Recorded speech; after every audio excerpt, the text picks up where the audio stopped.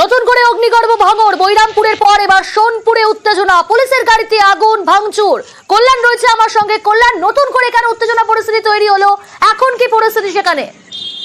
একেবারেই প্রিয়াঙ্কা, জানিয়ে রাখি এই মুহূর্তে কার্যত অগ্নিগর্ভ অবস্থা, কারণ একের পর এক পুলিশের গাড়িতে আগুন লাগিয়ে দেওয়া হচ্ছে। তারই পাশাপাশি পুলিশের যে প্রিজন ভ্যান ছিল সেই ভ্যানের কিন্তু ব্যাপক ভাঙচুর করা হচ্ছে, ভাঙচুর করে গাড়িতে উল্টে দেওয়া হচ্ছে। অন্যদিকে যে কজন পুলিশ কর্মী এই সোনপুর এলাকায় ডিউটিরত অবস্থায় ছিল, কার্যত তাদেরকে তাড়া করা হয় মারার জন্য। প্রাণ ভয়ে বেশ কয়েকজন পুলিশ কর্মী আশেপাশে বাড়িতে লুকিয়ে যায়। অন্যদিকে যে সমস্ত পুলিশ কর্মীরা ছিল তারা কিন্তু এলাকা থেকে পালিয়ে যায়। সেই সুযোগেই পুলিশের যে সমস্ত গাড়ি ছিল সেই গাড়িতে কিন্তু রাস্তার উপরই আগুন জ্বালিয়ে দেয়। মোট ৬০-টিরও বেশি বাইকের পাশাপাশি একটি ভ্যানে কিন্তু ব্যাপক ভাঙচুর করা হচ্ছে এবং আগুন ধরিয়ে দেওয়া হচ্ছে। এই মুহূর্তে উত্তর কাশীপুর থানার বিশাল পুলিশ বাহিনী, উত্তর কাশীপুর থানার পুলিশের পাশাপাশি আশেপাশে যে কয়েকটি থানা রয়েছে সব থানা থেকেই কলকাতা পুলিশের পুলিশ কর্মীরা তারা কিন্তু ইতিমধ্যেই সোনপুর বাজারে এসেছেন এবং সোনপুর বাজারে এসে এই মুহূর্তে যে সমস্ত আইএসএফ কর্মীরা ছিল তারা কার্যত এই এলাকা ফাঁকা হয়ে গিয়েছে।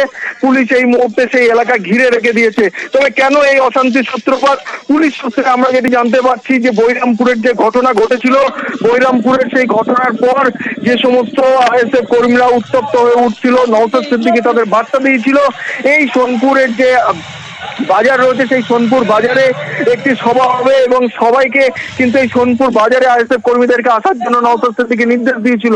সেই মতন কিন্তু সোনপুর বাজারে আইএসএফ কর্মীদের পক্ষ থেকে একটি মঞ্চ বাঁধা হয়েছে এবং সেখানেই ভিড় করছিল আইএসএফ কর্মী সমর্থকেরা।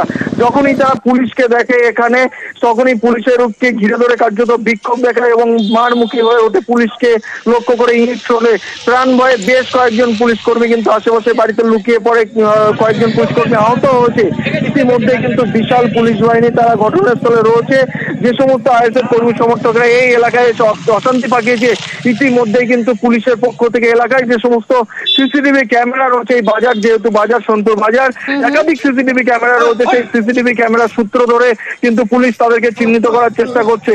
ইতিমধ্যেই পুলিশ যে গাড়িগুলি দাউ দাউ করে জ্বলছিল সেই গাড়িগুলিকে নেভানোর চেষ্টা করছে। তবে কি কারণে এই অশান্তির সূত্রপাত তা কিন্তু এখনো পরিষ্কার নয়। আইএসএফ এর একটি নওশাদ সিদ্দিকী ডাকে এখানে প্রোগ্রাম ছিল, সেই থানায় কোনো রকম অনুমতি ছিল না বলেই পুলিশ সূত্রে খবর। কিন্তু পুলিশ কোনো রকম তাদের এই যে সোনপুর বাজারে কি আইএসএফ কর্মীরা জড়ো হয়েছিলেন বা জমায়েত করছিলেন? একেবারেই সোনপুর বাজারে কিন্তু আইএসএফ কর্মীরা তারা জমায়েত করছিল যে নওশাদ সিদ্দিকী আসবে সেই কারণেই, কিন্তু সেই জমায়েতের মধ্যেই কিন্তু হঠাৎই পুলিশকে দেখে হচ্ছে তারা ক্ষিপ্ত হয়ে যায়। ইতিমধ্যেই কিন্তু পুলিশ এখানে ধরপাকড় শুরু করেছে। আশেপাশে যে সমস্ত আইএসএফ কর্মী সমর্থকেরা রয়েছে তাদেরকে কিন্তু পুলিশ তাদেরকে আটক করার চেষ্টা করছে। ইতিমধ্যেই পুলিশ এই সোনপুর বাজার থেকে একজনকে ধরে তাকে কিন্তু ইতিমধ্যেই থানার উদ্দেশ্যে নিয়ে যাচ্ছে। অন্যদিকে এখন অগ্নিগর্ভ পরিস্থিতি সোনপুরে, নতুন করে অগ্নিগর্ভ ভাঙড় বৈরামপুরের পর সোনপুরে উত্তেজনা, পুলিশের গাড়িতে আগুন ভাঙচুর।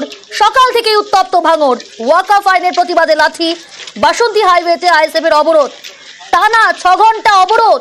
বিক্ষোভকারীদের কলকাতায় আসতে বাধা দেওয়ার অভিযোগ, প্রতিবাদে ভোজেরহাটে আইএসএফ কর্মীদের বিক্ষোভ অবরোধ সরাতে পুলিশের লাঠি চার্জ, গার্ডরেল ভাঙতে গেলে পুলিশের লাঠি। আর এই মুহূর্তে যে ছবি দেখাচ্ছি আপনাদের, বাসন্তী হাইওয়ে আজ সকালে উত্তেজনা পরিস্থিতি তৈরি হয় সেখানে। সকাল থেকেই উত্তপ্ত ভাঙড়, বাসন্তী হাইওয়ে, ওয়াকফ আইনের প্রতিবাদে লাঠি, বাসন্তী হাইওয়েতে আইএসএফ এর অবরোধ।